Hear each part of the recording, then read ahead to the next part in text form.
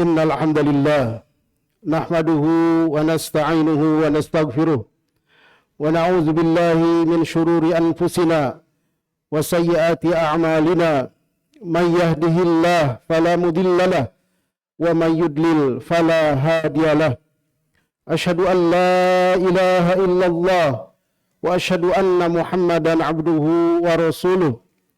Allahumma salli wa sallim wa barik ala sayyidina wa nabiyina Muhammadin wa ala alihi wa ashabihi ajma'in, amma ba'd. Fa ya ibadallah, usikum wa nafsi bitaqwallahi wa ta'atih faqad fazal muttaqun. Laqad qala Allahu ta'ala fil Qur'anil Karim, a'udzu billahi minasy syaithanir rajim.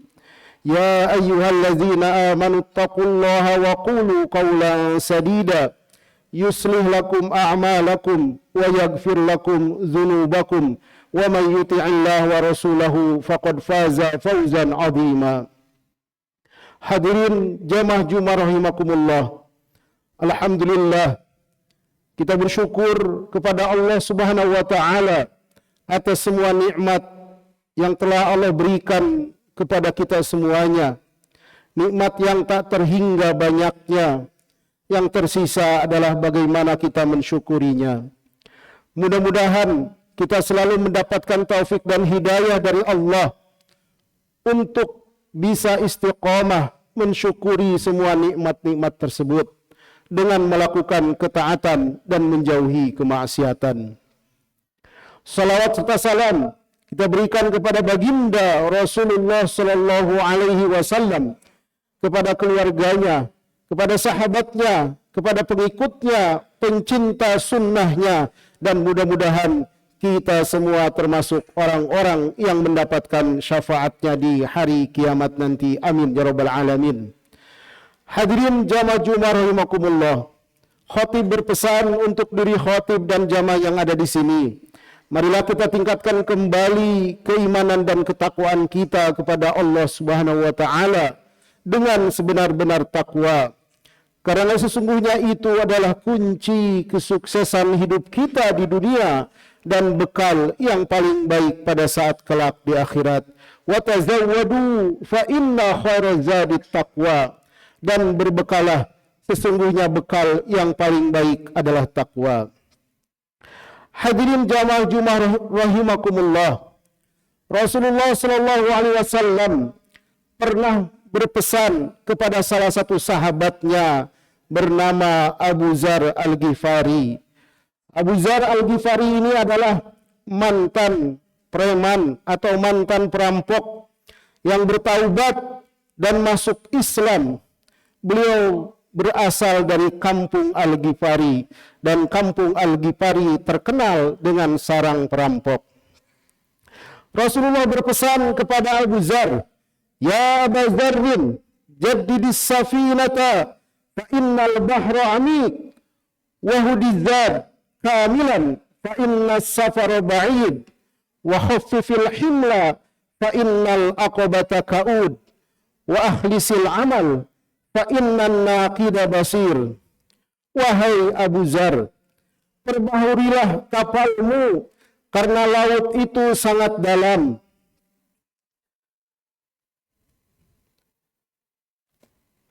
Ambillah bekalmu yang cukup karena perjalananmu sangat jauh. Ringankan beban bawaan karena lereng bukit begitu terjal, sulit untuk dilalui, dan ikhlaskan beramal karena Allah Subhanahu wa taala Maha teliti, Maha melihat. Pesan Rasulullah sallallahu alaihi wasallam dalam hadis ini dalam makna tersirat, pengertian tersembunyi dalam kata-kata kiasan di dalamnya, sejatinya tidak hanya kepada Abu Dzar tetapi kepada kita sebagai umat beliau secara umum dan sepanjang zaman. Pesan pertama Rasulullah adalah jaddidis safinata fa innal bahra amiq. Perbahurilah kapalmu karena laut itu dalam. Laut tidak hanya dalam tapi juga luas. Kalau kita menyeberang ke satu pulau, maka kita harus menaiki perahu atau safinah, dan perahu itu harus kuat. Karena yang namanya lautan itu kadang ombaknya tenang, anginnya sepoi-sepoi, cuacanya bagus. Di situ penumpang begitu tenang dan nyaman menikmati perjalanan. Tetapi ombak yang tenang bisa berubah menjadi ombak yang ganas, yang tinggi. Angin yang sepoi-sepoi bisa berubah menjadi badai, dan cuaca yang baik bisa berubah menjadi menakutkan, gelap gulita. Maka disitulah perahu kita harus kuat. Karena kalau perahu kita tidak kuat, maka mimpi untuk bisa menyeberangi ke sebuah pulau tidak akan pernah tercapai.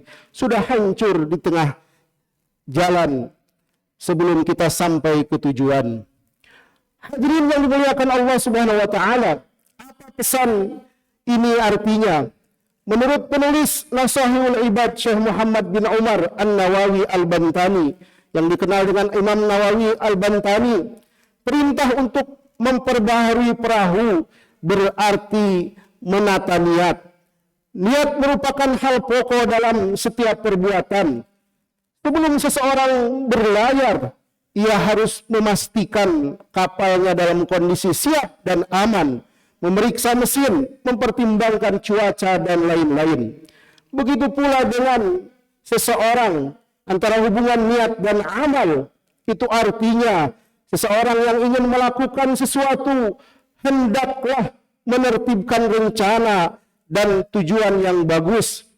Selain memantapkan langkah, niat juga membantu seseorang untuk fokus pada arah yang digariskan, yaitu mencari ridho Allah Subhanahu wa ta'ala. Mengenai niat ini dijelaskan dalam hadis yang diriwayatkan oleh Imam Bukhari dan Imam Muslim. Innamal a'malu binniyat wa innama likulli imri'in ma nawa. Rasulullah bersabda, sesungguhnya setiap perbuatan itu tergantung niatnya, dan seseorang hanya akan diberikan pahala dikarenakan yang ia niatkan. Faman kanat hijratuhu ilallahi wa rasulih fa hijratuhu ilallahi wa rasulih. Barang siapa yang orang itu berhijrah karena Allah dan karena Rasulnya, maka ia pun akan dihitung hijrahnya karena Allah dan Rasulnya. Waman kanat hijratuhu lidunya yusibuha aw imra'atin yankihuha fa hijratuhu ila ma hajara ilaih.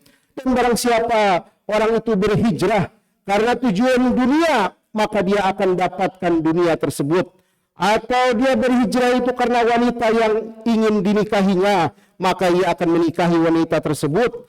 Maka hijrah seseorang itu kepada sesuatu yang karenanya dia berhijrah.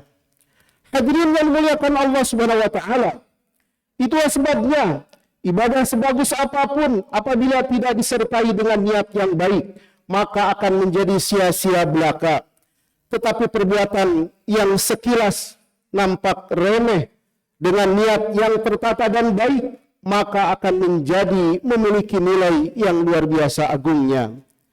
Kam min amalin yatasawwaru bi surati a'malid dunya wa yasiru bi husnin niyyah min a'malil akhirah. Berapa banyak perbuatan yang nampak sebagai perbuatan dunia bisa berubah menjadi perbuatan akhirat lantaran niat yang bagus.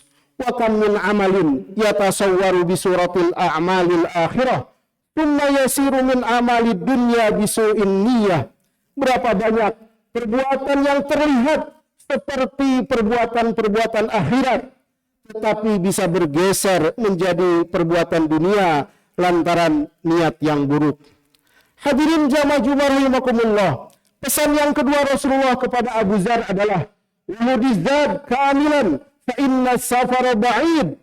Ambillah bekal yang cukup karena perjalanan itu sangat jauh. Rasulullah Shallallahu Alaihi Wasallam mengingatkan Abu Dzar dan kita semua tentang usaha untuk menumpuk perbekalan sesempurna mungkin, karena perjalanan yang akan kita lalui akan begitu sangat panjang. Sudah 2 alam kita lewati, alam ruh sudah kita lewati, Alam rahim di perut ibu sudah kita lewati. Hari ini kita berada di alam ketiga, alam dunia. Dan sudah menjadi sebuah kepastian. Nanti kita pun akan berpindah ke alam yang keempat, yaitu alam barzah. Dan sudah banyak saudara-saudara kita yang sudah berada di sana. Kita tinggal menunggu kapan waktunya, di mana tempatnya, dan sedang apa pada saat kita meninggal. Hadirin yang dimuliakan Allah Subhanahu wa taala, dan perjalanan yang jauh ini perlu bekal yang cukup, bekal yang banyak. Di dunia saja, kalau kita melakukan perjalanan, tentu akan sangat berbeda ketika perjalanan itu jauh ataupun dekat. Kalau kita pergi misalnya ke Serpong, dengan pergi ke Bandung, tentu ongkos yang kita siapkan akan berbeda.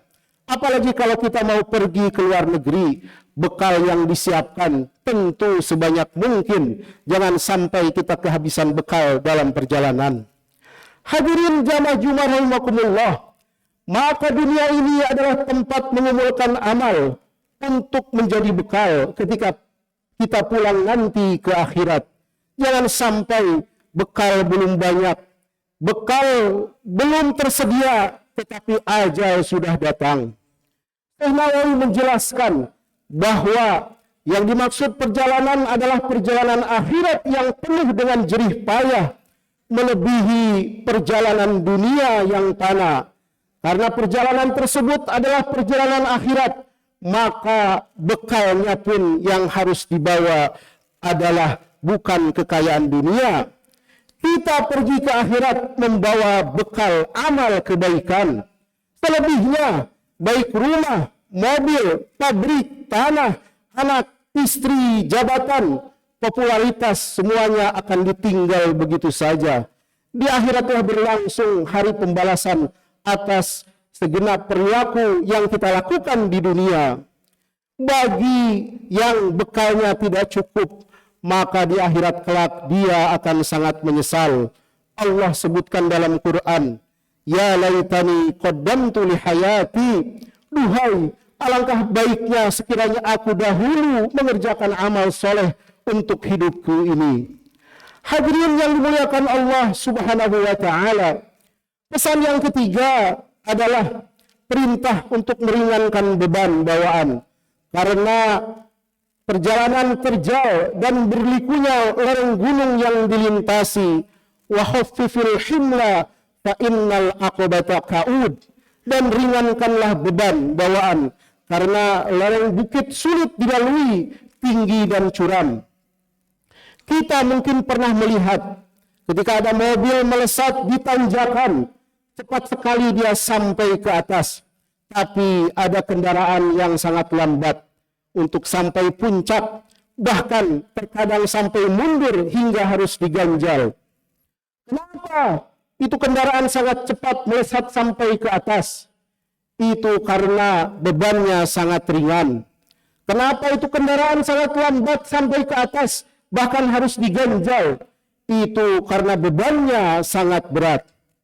Apa beban kita selama ini? Itu adalah dosa dan beban dunia yang bakal menghambat perjalanan kita ke akhirat.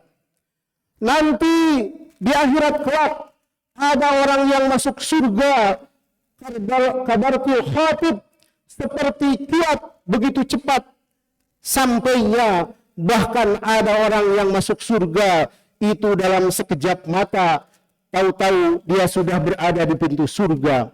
Kenapa mereka bisa melakukan hal itu? Itu dikarenakan beban dosanya tidak ada.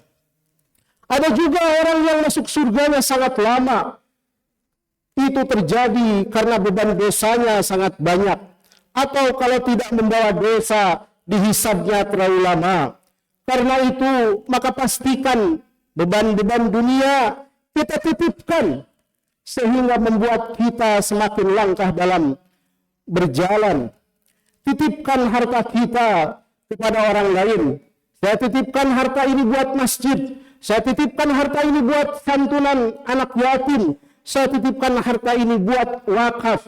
Saya titipkan buat amal-amal soleh yang lain. Sehingga kita pun begitu ringan untuk melangkah.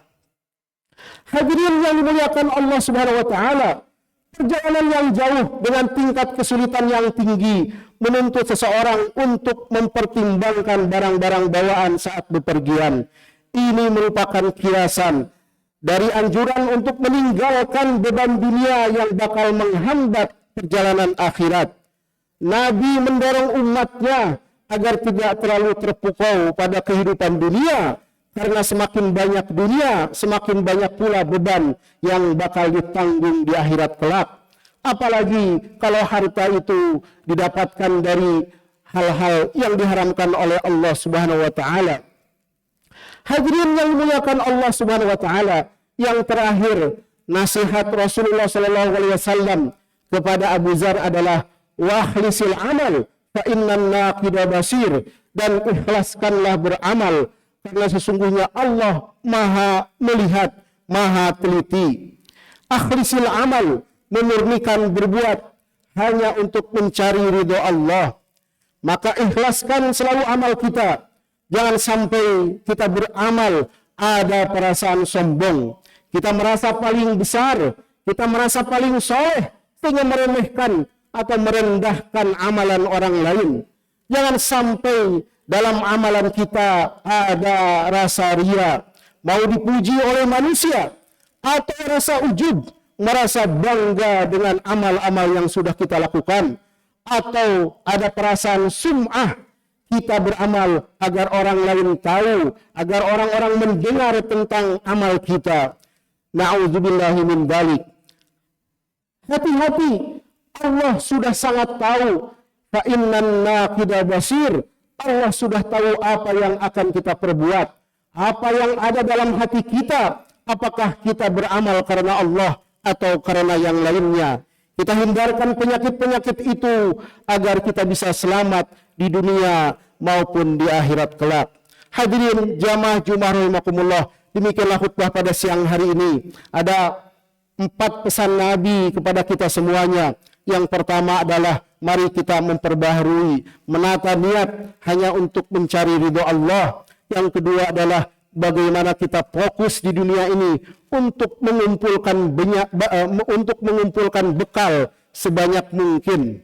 Dan yang ketiga adalah membuang semua dosa-dosa dan kesalahan, sehingga perjalanan kita, sehingga hisab kita, sehingga apa yang kita lakukan menjadi ringan. Dan yang keempat adalah ikhlaskan semua amal karena Allah Subhanahu wa taala. Mudah-mudahan kita semuanya bisa mengamalkan pesan Nabi ini sehingga kita bisa selamat di dunia apalagi nanti di akhirat kelak. Amin ya rabbal alamin. Barakallahu li wa lakum fil Qur'anil Karim wa nafa'ani wa iyyakum bima fihi minal ayati wad dzikril hakim wa taqabbalallahu minni wa minkum tilawatahu innahu huwas samiul alim fastaghfiruhu innahu huwal ghafurur rahim.